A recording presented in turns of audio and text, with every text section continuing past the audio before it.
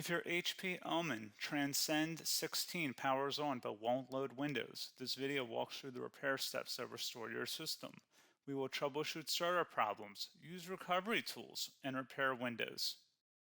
A lot of errors pertain to this problem, and we're going to go ahead and jump into what should hopefully be a pretty straightforward process, guys. And we're going to go ahead and jump right into it. First thing I'd recommend doing would be to actually go ahead and boot to the troubleshooting utility on Windows 11. So if you do a hard power off 3 times in a row, Windows should automatically attempt to launch the startup repair utility. And if it doesn't find anything, it will give you the option to select advanced settings, in which case it will take you to a screen that looks like this. Now, if it does not take you to a screen that looks like this, or you're unable to get to that, you can also download the Windows 10 Media Creation Utility, or Windows 11. They probably will make a creation utility for Windows 11 at some point. And it doesn't really matter, you can actually run the Windows 10 utility on Windows 11 as far as I'm aware. And you should be able to run the troubleshooting utilities built in within it. So you just would go ahead and download it to an ISO file and then burn it to a DVD or USB. It'd have to be about 4 gigabytes or more. It couldn't be a small USB flash drive, and it couldn't be a CD. It'd have to be a DVD. And then you boot your computer from it. So depending on the computer manufacturer, you'd have to tap a different key on your keyboard in order to launch that menu, in order to select what boot drive you want to go off of. So it could be anything between the escape key, F2, F8, F12, for example. And those are the function keys on the top of your keyboard. So you may have to just do a little bit of trial and error. Shouldn't take you more than a couple minutes. Googling it would probably be best before you even begin. But anyway, we're ready to go ahead and jump right into it. So we're on the choose an option page. So these will look very similar whether you're booting from it directly within Windows itself, or if you're plugged in a USB flash drive with the media creation utility installed and you selected the recovery option. So when you are setting up your Windows 11 installation or Windows 10, depending on the drive you're using, there should be an option to repair your computer in the bottom left corner of the dialog window, one of the first screens that comes up. You go ahead and select that, and then it would take you to a troubleshooting screen like you see here. And you want to go ahead and select troubleshoot, reset your PC, or see advanced options. And then there are going to be a whole bunch of options in here that we're going to explore in today's video. The first one, we're going to actually go underneath advanced options, and then select startup repair, fix problems that keep Windows from loading. So go ahead and select that first.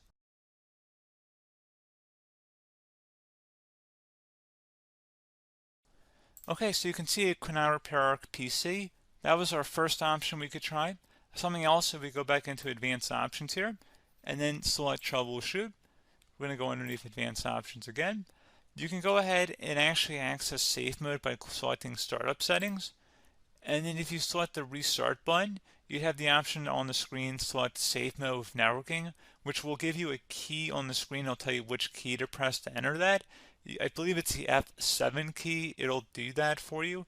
I'm not going to go over that in today's tutorial because I don't really want to go into safe mode, but you're more than welcome to attempt that by going into here and then selecting restart. Again, it'll launch another screen. It'll say what key do you want to press, and it'll give you like 7 or 8 different options, and you want to select safe mode with networking.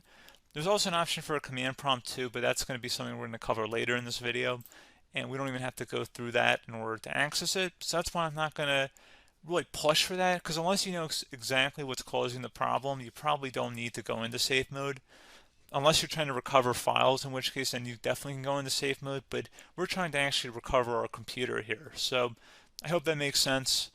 Something else we can also try here as well would be to uninstall updates, remove recently installed quality or feature updates from Windows. So if you go ahead and select that, you can uninstall the latest quality updates, which generally is the more day-to-day updates. Feature updates are the less regularly released ones, like the big ones. I would equate it to service packs in like Windows 7 and Windows Vista and Windows XP. So larger updates that occur once or twice a year at most. And the quality updates are more just a regular update. So probably obviously depend, it'll take longer if you're going to try and uninstall the latest feature update versus quality update. And maybe you don't need to go back that far. So just giving you guys a couple of pointers with that. Something else you can also look at here, and we're going to jump into the command prompt in a little bit, but you can select System Restore, which will use a restore point recorded on your PC to restore Windows. And this is something I would highly recommend here, guys. So select next. Assuming you have a restore point saved on your computer, you go ahead and select the most recently created one, and you'll select next, and then you'll select the drive. You shouldn't actually have to select the drive. You can scan for affected programs, but we're going to keep it all default here, and then we're going to select finish. So once started, system restore cannot be interrupted. Do you want to continue? I think we're going to select yes. I don't think we have anything better to do on our computer right now, so just give it a moment here to initialize. It will take a couple minutes to run, obviously depending on how large your hard drive is and how much is saved on the system restore point. So just give it a couple minutes here.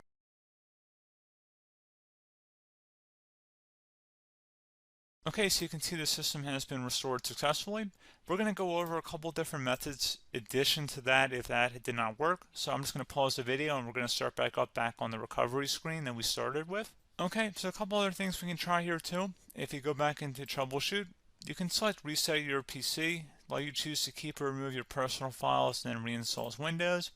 You can select to keep my files, which will remove apps and settings but keeps your personal files. You can also select remove everything, which will remove all of your personal files, apps, and settings. So this is more of a factory reset, the second option here.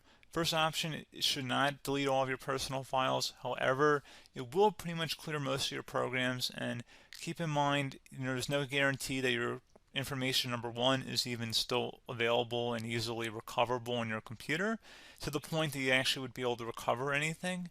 And the second point is that there's always a chance that it won't actually recover and it will just do a factory reset anyway. So there's no guarantee that actually would keep your files anyway. So I would recommend trying to get a recovery tool and backing that up first before selecting it anyway.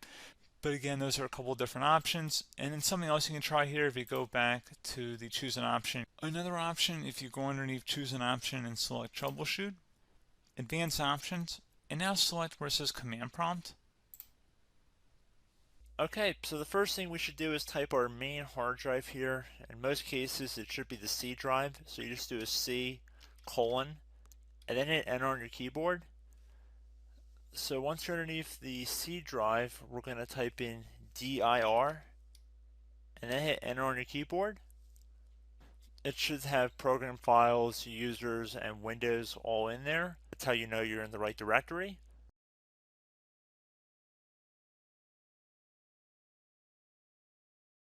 In some cases, it might be the D drive as well, so just keep that in mind.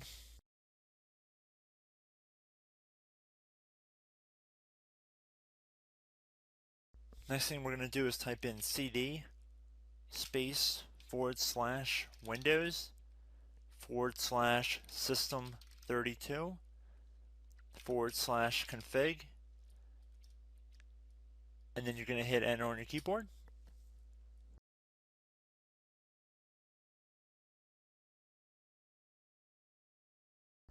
So now you're going to type md space backup. If you've seen other tutorials, it might also say to put down md backup.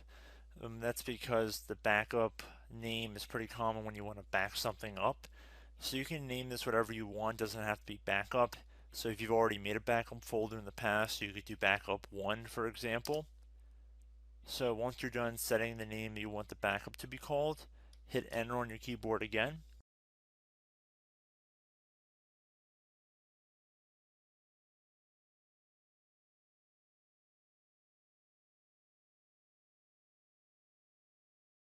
At this point you want to type copy, C-O-P-Y, space, then you want to do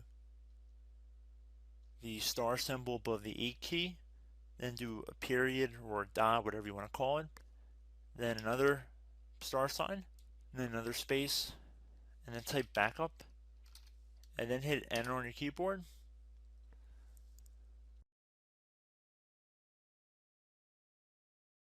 Now you want to type cd reg back, REGBACK, and then hit enter on your keyboard. So now that we are under the reg back, so now you want to type dir again, and then hit enter.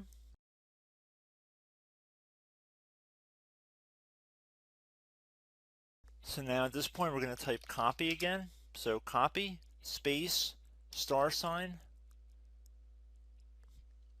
dot, another star sign, space, and then 2 dots. So we're going to type copy, space, star sign, dot, sign, star sign, dot, dot, and then hit enter on your keyboard again. So for overwrite, you want to overwrite all. So type A on your keyboard, so capital A, and then hit enter on your keyboard.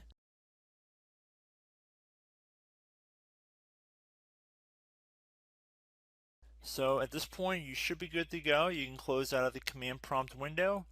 And if you accidentally continue to Windows 10, you should be all set. So I hope one of these 3 or 4 different methods we went through in this tutorial helped you guys out. Again, I'm not sure if you guys heard me earlier, but try to go back into your safe mode if possible and uninstall any programs you know might be conflicting with the Windows startup if you can get into safe mode. So just keep that in mind. Something very simple like that could be blocking up everything. So again, I hope this tutorial helped you guys out, and I will catch you in the next tutorial. Goodbye.